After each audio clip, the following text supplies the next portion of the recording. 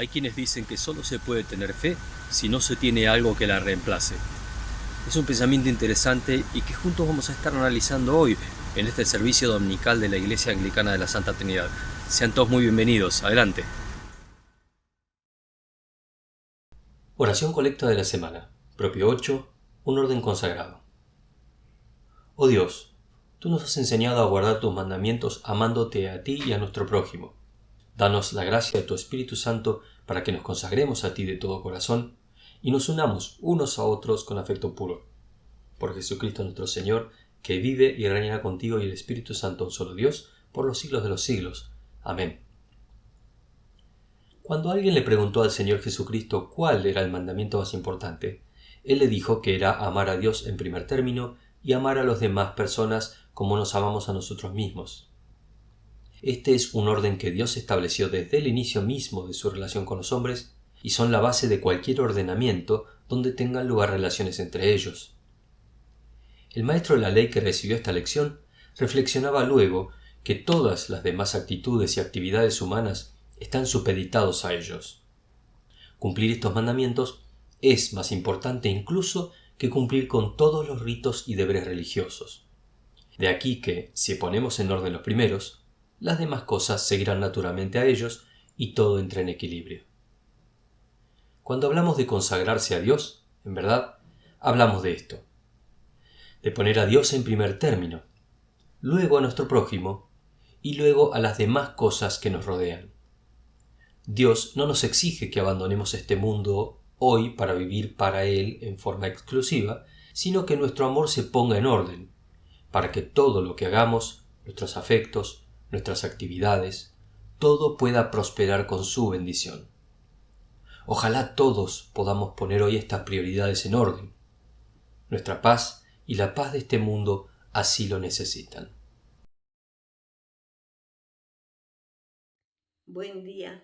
Leeremos la Biblia de la Nueva Versión Internacional, el libro de los Salmos, Salmo 112. Aleluya, alabado sea el Señor.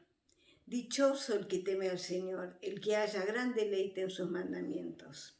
Sus hijos dominarán el país. La descendencia de los justos será bendecida.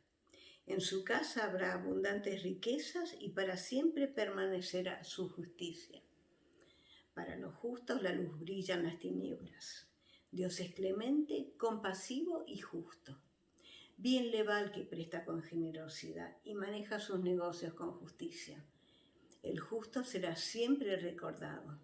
Ciertamente nunca fracasará. No temerá recibir malas noticias. Su corazón estará firme, confiado en el Señor. Su corazón estará seguro, no tendrá temor y al final verá derrotados a sus adversarios. Reparte sus bienes entre los pobres. Su justicia permanece para siempre. Su poder será gloriosamente exaltado. El malvado verá esto y se irritará. Rechinando los dientes se irá desvaneciendo. La ambición de los impíos será destruida. Es palabra de Dios.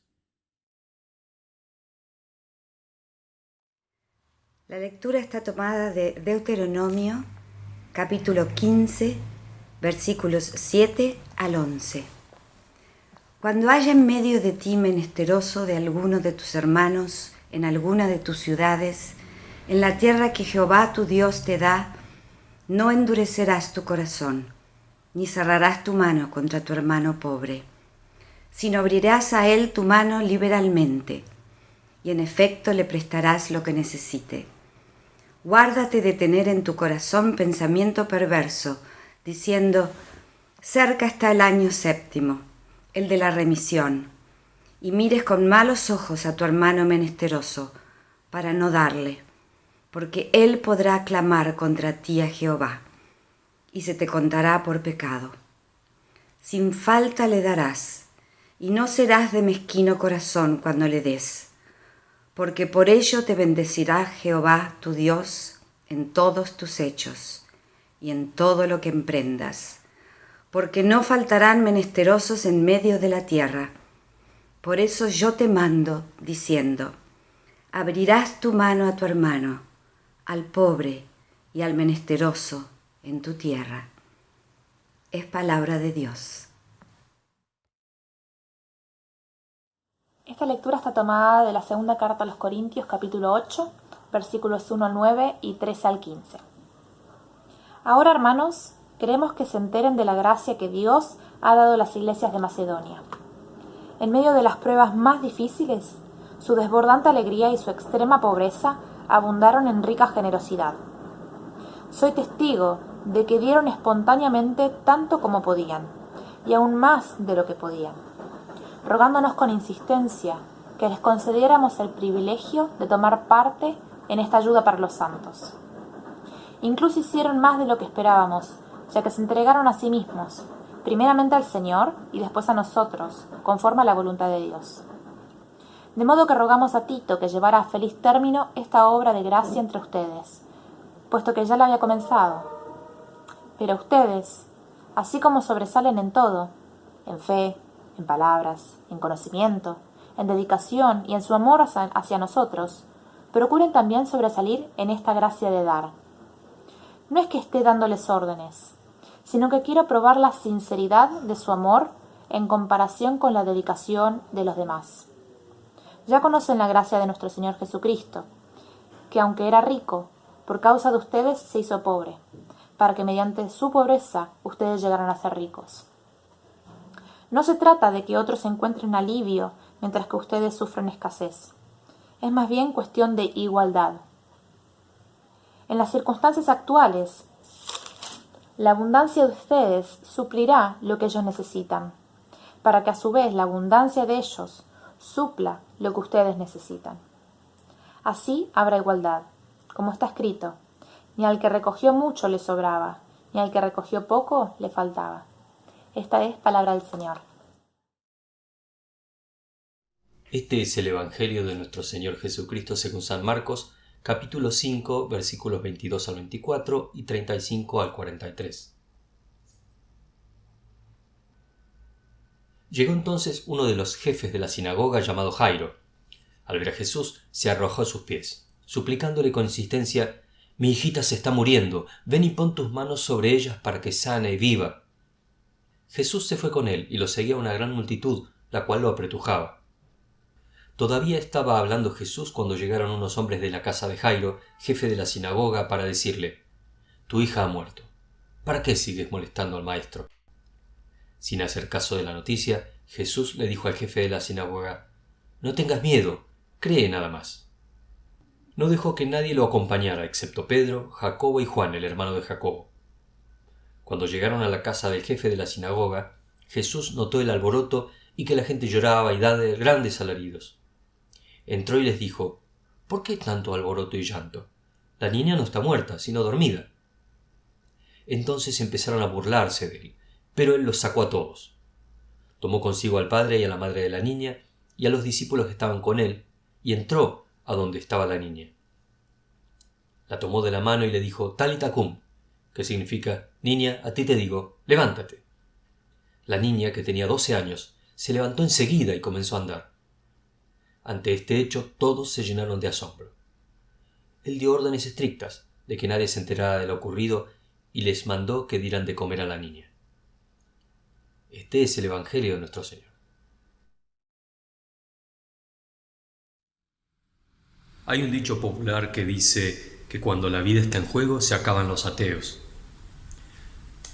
Suena a veces tragicómico, pero hemos visto en la realidad, hemos experimentado en numerosas oportunidades situaciones de este tipo, situaciones límite, quizás nosotros, gente de nuestra familia, otras personas, situaciones límite donde las personas se inclinan a pensar y proclaman su fe en una entidad superior, al que llamen Dios, aun cuando no creían en él, o cuando declaraban no creer en él, o que simplemente no les interesaba el tema, no les importaba.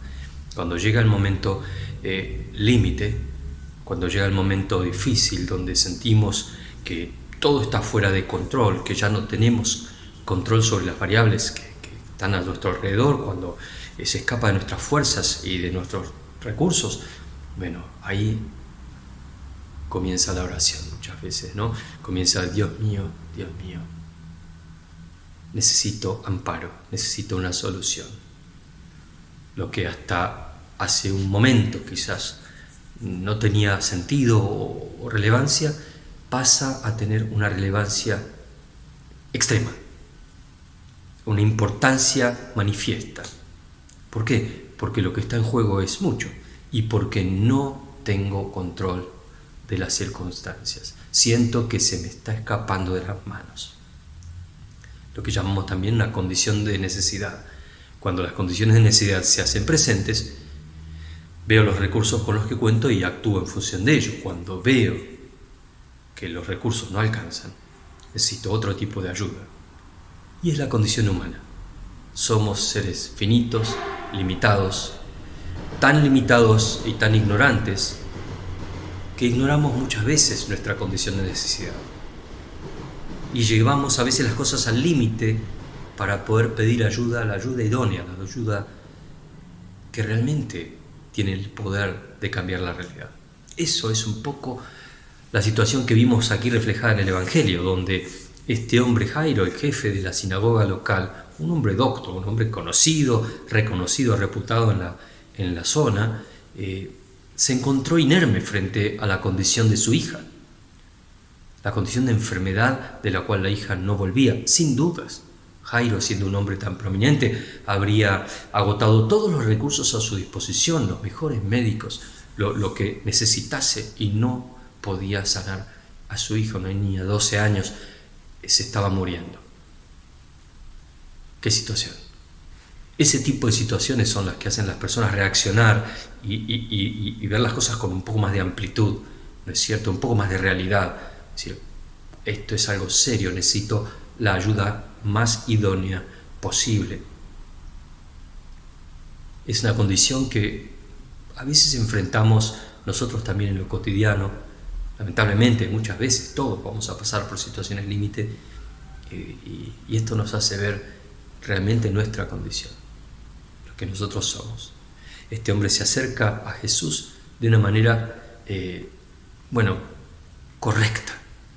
La manera correcta. ¿Cuál es la manera correcta de acercarse a Dios? Con fe. Dejando de lado toda precondición, todo prejuicio. Él, siendo el jefe de la sinagoga, se acerca a Jesús y dice aquí en el Evangelio que al verlo se postró, se arrodilló delante de él clamando con insistencia, una y otra vez: mi hija está al borde de la muerte, te ruego que vengas. Tenía bien en claro lo que quería y a quién tenía que ver. Este hombre puso toda su fe. Se acercó, se humilló públicamente. Quizás políticamente hubiera tenido un costo esto, seguramente que sí. No le importó. Lo que necesitaba era la sanidad de su hija y por tanto fue a buscarla. Y lo hizo. Se acercó a Jesús de esa manera y Jesús entonces reaccionó, claro, positivamente. A pesar de que había una gran multitud que lo seguía, que le estaba reclamando sanidades y milagros y demás, Jesús fue con él. Jesús respondió a su fe. Cuando se acercan, dice aquí, a la casa de este hombre, iban caminando hacia ese lugar, lo que encontró fue una escena de desánimo, ¿no es cierto? Cuando ya estaban cerca, vino una persona de la casa y le dijo: tu hija ya está muerta, ¿para qué seguir molestando a este hombre? Qué tremendo.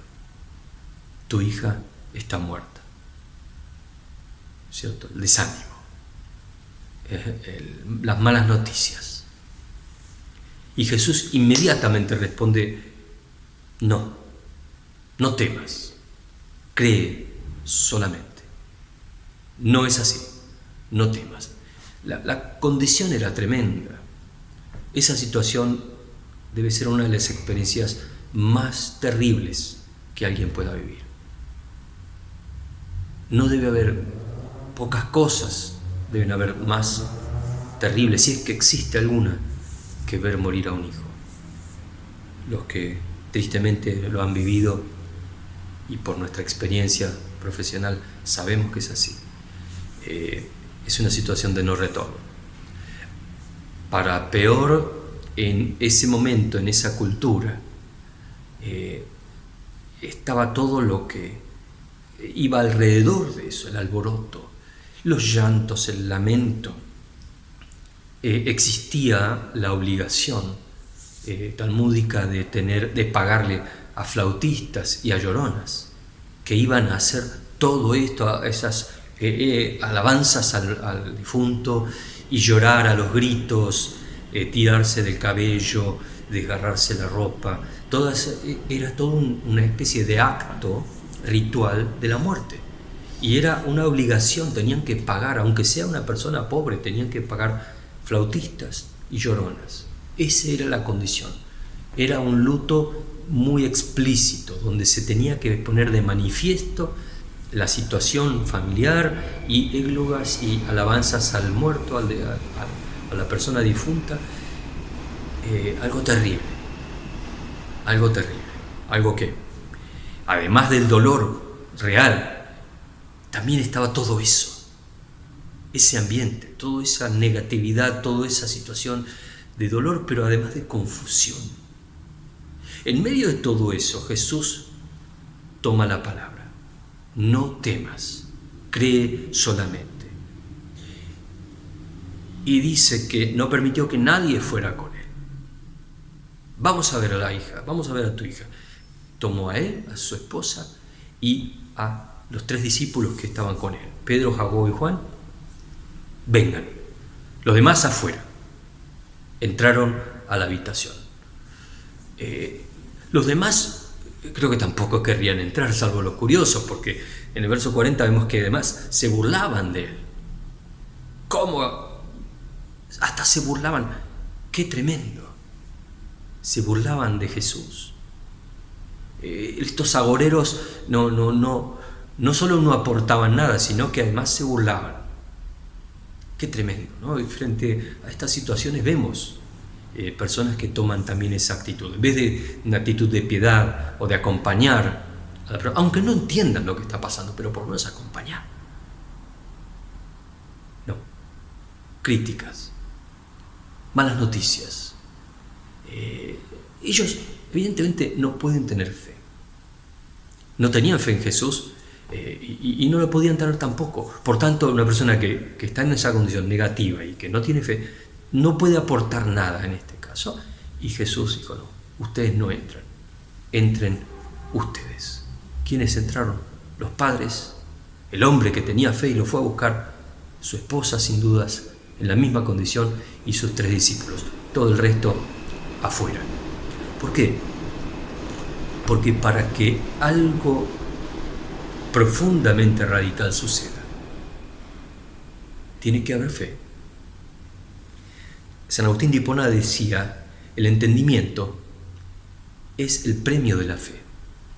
Por lo tanto, no busquen entender lo que creen, sino crean para que puedan entender. No es que voy a lograr comprender todas las cosas de este mundo.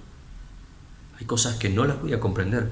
Debo tener, sin embargo, fe para poder comprender aquello que es inasequible, que es incognoscible por mis propias fuerzas, por mis propias capacidades, porque son limitadas. También Martín Lutero dijo, Dios, nuestro Padre, ha hecho todas las cosas dependientes de la fe, de tal modo que quien tiene fe tiene todo, y quien no la tenga, no tiene nada. Por lo menos no tiene nada que no tuviese antes, nada que venga directamente de Dios y que esté fuera de sus capacidades naturales. Por eso la fe es una precondición para que sucedan estas cosas. En ese tenor, Jesús, avanzando y tomando a la niña por la mano, le dijo, Talita cum, que traducido significa, niña, a ti te digo, levántate. Y al instante la niña se levantó y comenzó a caminar, pues tenía 12 años. Al momento quedaron completamente atónitos. La fe es la condición existencial del milagro. Jesús no completó solo un milagro, completó 2 en ese momento. Primero hizo que resucitase, porque efectivamente Él dijo, la niña está dormida, y era un eufemismo. Era un eufemismo de la época porque se decía que habían dormido aquellos que partían.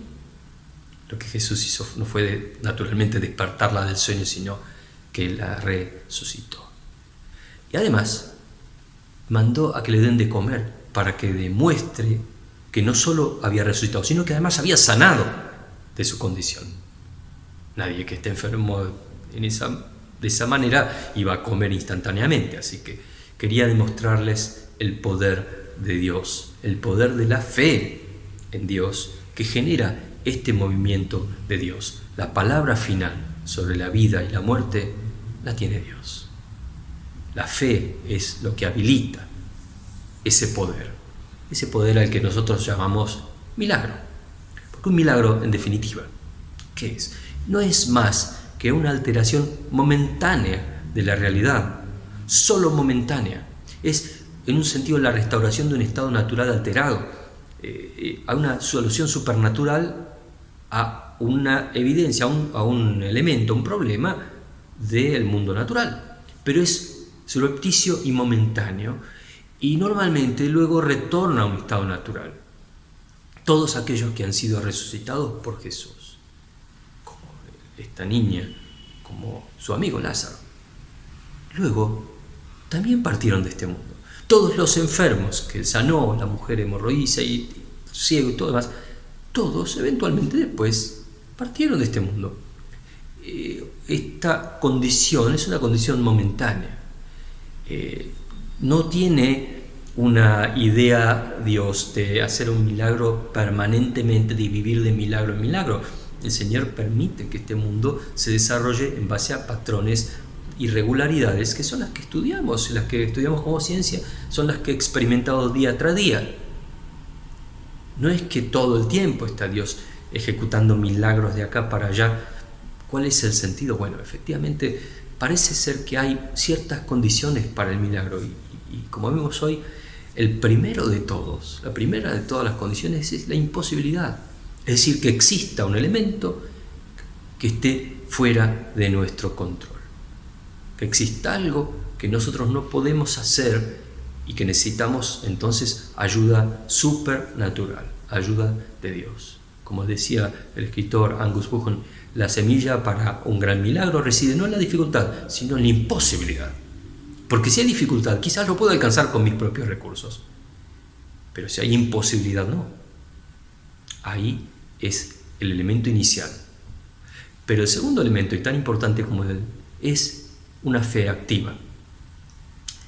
Como le pasó mismo a Jesús en el Evangelio de Marcos, capítulo 6, vemos que en todas partes se honra a un profeta menos en su tierra, entre sus familiares y en su propia casa, dijo el Señor. En efecto, no pudo hacer allí ningún milagro, excepto sanar a unos pocos enfermos al imponerle las manos.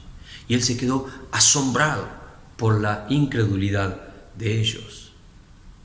Efectivamente, la fe activa de este hombre, del papá de la niña, posibilitó, ¿no es cierto?, que el poder de Dios se manifestase con un propósito definido. Y ese es el tercer elemento que vamos a señalar hoy. El milagro se da normalmente dentro de un propósito de Dios. Como decíamos, Dios no opera milagros a cada instante de cada petición. Tiene que haber una imposibilidad clara, tiene que haber una fe activa de parte del que lo ejecuta, de parte del que lo recibe, de ambos, y tiene que haber un propósito. Dios quiere mostrar algo, se ejecuta un milagro en función de lo que Dios quiere mostrar. Evidentemente, detrás de cada milagro del Señor, de cada milagro de sus discípulos, de los apóstoles, en primer término, había un propósito. Dios quería mostrar algo. Era una alteración momentánea de la realidad, después volvía a su curso, pero en ese milagro Dios quiere mostrar algo. Tiene que haber un propósito. Por eso no andamos buscando milagros de acá para allá. Somos milagros caminantes, en el sentido de lo supernatural que tenemos en nuestras propias vidas. Pero Dios, a veces, cuando hay un propósito definido y cuando hay una fe viva, puede hacer la diferencia en aquello que nosotros no podemos hacer, efectivamente. Y un ejemplo práctico de esto es las lecturas que vimos hoy del Nuevo y del Antiguo Testamento, donde vemos que el apóstol Pablo le decía a los corintios que ya como ellos abundan como cristianos en palabra, en amor, también abunden en obras de la gracia, es decir, sean generosos, sean dadivosos, que den con gracia como Dios da. Dios no nos pide nada a cambio, Él nos da porque Él es amor, porque Él es generoso. La demostración de nuestra fe en Dios, por ejemplo, también es dar. Ellos les pidió que den a los otros hermanos que estaban en necesidad. ¿Por qué? Porque Dios es su proveedor y porque Dios les iba a volver a dar a ellos. A veces las personas no dan a los demás por temor a quedarse sin, como si todo dependiese de ellos. Lo que muchas veces las personas desconocen es que Dios es su proveedor. Parece mentira, ¿cómo no vamos a conocer eso? Sin embargo, muchas personas desconocen que si tienen algo es porque Dios así lo quiere. Si tienen un trabajo es porque Dios les dio las capacidades, la salud, las condiciones, la situación de obtenerlo y demás. El hecho de tener la salud, más en este tiempo de pandemia que estamos viviendo hoy, tener salud cada día es algo para agradecer, ¿verdad? El que no la tiene sabe bien que la necesita y sabe que le debe algo a Dios. Y que Dios tiene esa generosidad y tiene ese poder. Y nosotros tenemos que pedir a Él. Entonces, tenemos que ser conscientes de que Él es el proveedor. Si quiero la bendición de Dios, entonces debo también obrar en ese mismo juego de correspondencias, ser más parecido a Dios. Si Dios es generoso y nos da todos los días todo lo que tenemos, pues entonces nosotros debemos ser más parecidos a Él. Como decían en el libro de Deuteronomio, en la lectura del Antiguo Testamento, el contexto en el cual se dio esta lectura es el contexto del año del jubileo, donde se perdonaban deudas. Entonces dice, bueno, cuando llegue ese año, no le des vuelta la cara a tu hermano que necesita. Dale generosamente, dale. Y Dios va a darte lo que necesitas vos también. Te va a dar aún más. Pobres, dice, habrá siempre. Sí, pero vos puedes ser la mano de Dios. Si Dios te dio a vos, es para algo. No es solamente para que disfrutes, es para que también provoques ese disfrute en los demás, para que puedan ellos también a sí mismos hacer lo propio y sigue la rueda. Dios es así. Nosotros estamos llamados a ser así. Pero para ser así tenemos que tener fe. Fe en Dios. Fe que Dios es mi proveedor. Fe que Dios es el que sustenta mi vida día tras día. Fe en que tengo un proyecto de vida y un propósito que Dios puso en mi vida y que soy parte también de esa gran historia que nos incluye a todos y en muchas más dimensiones. Para eso hace falta una fe. Ahora, parece ser, por lo que vimos en estos ejemplos y lo que nosotros conocemos en nuestras vidas prácticas también, que la fe parece ser la condición del necesitado. Parece que la necesidad es en un sentido la condición primaria de la fe. Si yo siento que no necesito nada, ¿cuál es la fe que tengo que tener? Ninguna. Tristemente, el que cree no necesitar nada está en problemas porque no tiene idea de su pobreza, no tiene idea de su fragilidad, no tiene idea de cuán dependiente es de los demás, ni tiene idea de cuán dependiente es de Dios. De hecho, no existen los que no necesitan, existen los que ignoran su necesidad, que no es la misma cosa. Por eso nuestro ánimo para hoy es: tengamos en claro nuestra necesidad, tengamos en claro que somos necesitados, tengamos en claro que necesitamos de Dios todo el tiempo, y tengamos en claro también que si queremos ver el poder de Dios en nuestra vida, en la de los demás, si queremos encontrar el propósito, entonces debemos vivir más como necesitados, ¿no? Para tener la fe del necesitado, la fe del que es consciente de su necesidad. Y de ese modo entonces Dios va a poner lo que solo Él puede poner. Dios va a hacer lo necesario para complementar lo que yo puedo hacer. Si yo vivo siendo generoso como el que es necesitado, entonces Dios también sobreabundará en su generosidad, en todas las dimensiones de la vida. Esa es la apuesta para todos nosotros. Gloria en gloria te veo, cuanto más te conozco, quiero saber más de ti. Mi Dios, cual buen alfarero,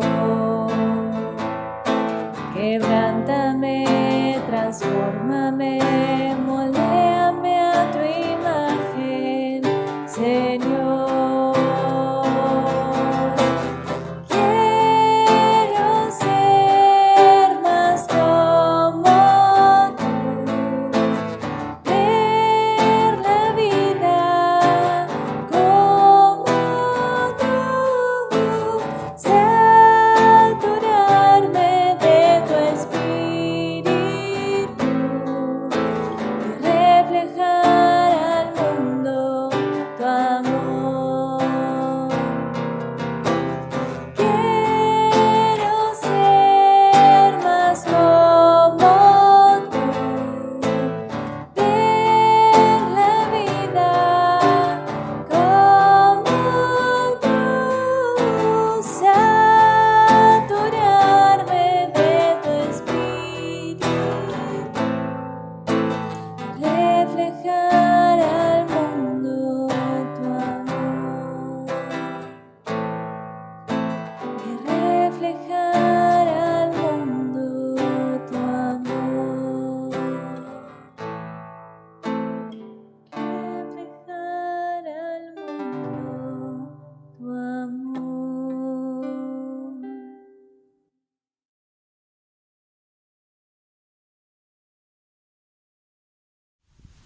Creemos que es bueno preguntarse quién de nosotros tiene algo que Dios no le haya dado, o qué cosas adquiriste por tu absoluto mérito sin considerar tus recursos previos, tu salud, las posibilidades que tenés y que otros quizás no tengan. Todos debemos a Dios. Nuestra vida, nuestra salud, nuestro trabajo, todo lo que disfrutamos viene de su mano. De todo esto Dios nos invita a ser como Él, a dar para su obra en el mundo con generosidad. La misma generosidad que Él tiene, que Él vive, para ser más parecidos a Él y para recibir también su bendición de acuerdo a sus promesas. Les invitamos a escuchar estos consejos de Dios y también a orar para que Él bendiga nuestra vida también en esos términos. Recuerden esto: el que siembra escasamente, escasamente cosechará. Y el que siembra en abundancia cosechará. Cada uno debe dar según lo que haya decidido en su corazón, no de mala gana ni por obligación, porque Dios ama al que da con alegría. El primer día de la semana, cada uno de ustedes debe apartar algo, según lo que haya ganado y prosperado.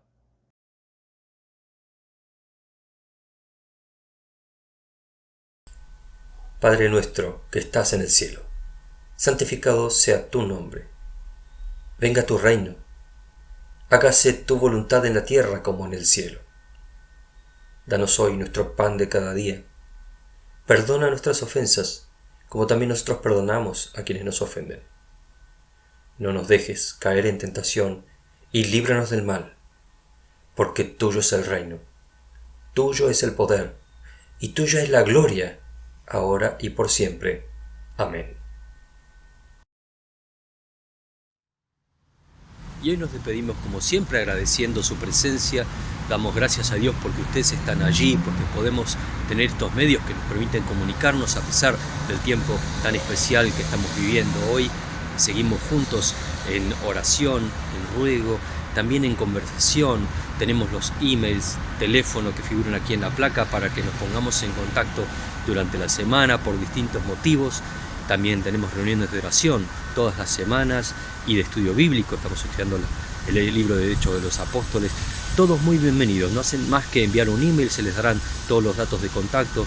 También quienes quieran seguir colaborando con la obra de la iglesia no tienen más que enviar un email y se les darán también las opciones para poder hacerlo.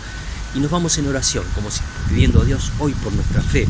Padre amado, te rogamos que nuestra fe siga creciendo, nos ayudes con tu Santo Espíritu a que nuestra fe se fortalezca, que podamos sentir esa necesidad y confiar en ti, nuestro proveedor y Padre Celestial. Ayúdanos a que sea real hacer tus manos en este mundo, en el nombre de Jesús. Que Dios los bendiga y tengan una fe muy especial esta semana. Que todo lo que soy alabe al Señor con todo mi corazón. De tu grande amor cantaré, tu nombre alabaré.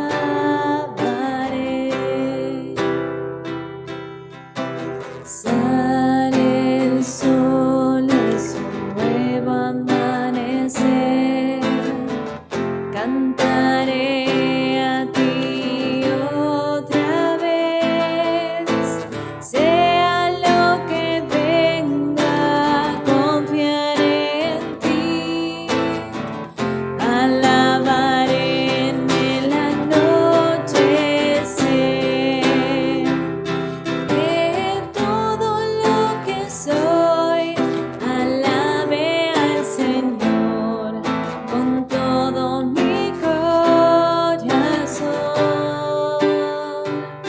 De tu grande amor cantaré, tu nombre alabaré.